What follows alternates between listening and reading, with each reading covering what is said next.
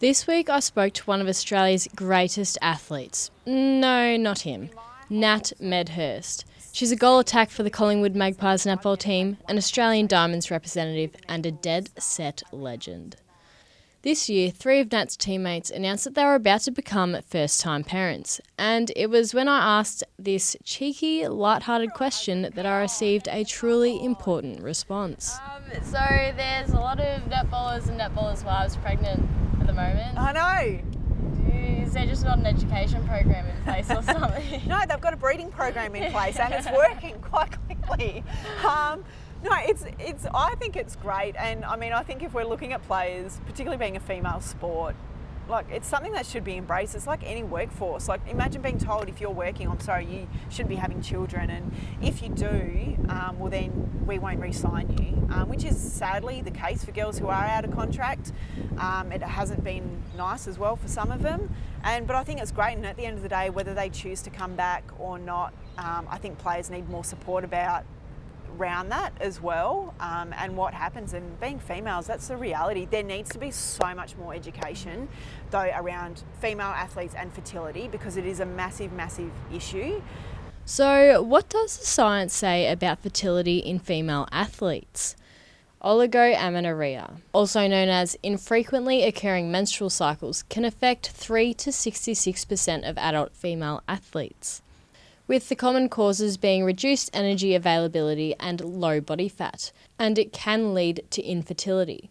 So with so many athletes at risk, you'd think netball clubs would be talking about it, right?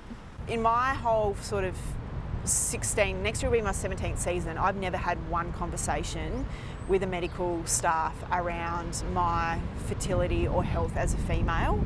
And the reality is that the sport and the rigours that we put out, it affects your fertility, and so many girls have no idea about what we're doing and the impact that it's having, or they're not having periods, or understanding, well, if you want to keep playing sport, should you have options, or should you be freezing your eggs, or what age should you be looking at, if you are on contraception, coming off it or going and speaking to people. And for me, I found out, I know that for me to have children, which is something I really want, is that I need help, and I've only found that out recently, because it had never ever been a conversation or something that I'd ever been educated on or broached with. And it is, I think any sport that has a female sporting team, they actually need to take this seriously, and for players to, end of the day, be able to make an informed decision around what they want for them, if they want to be a mother or not, put it on hold, whatever, but just that they have options and they know what the situation is. Because, as I said, fertility issues in elite athletes is really common.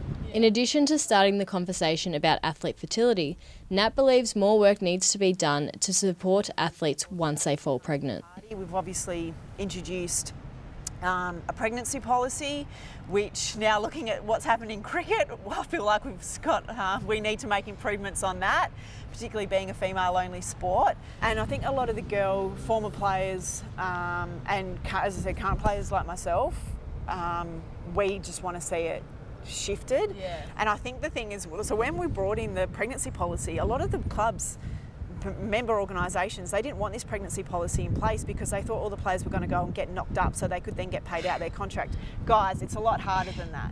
It's hard to raise a child. So, and you're told when when you get in your sex ed class that you basically look at a guy and you become pregnant. Oh my God, it's so not the case. It's so not the case. It's a very tricky process.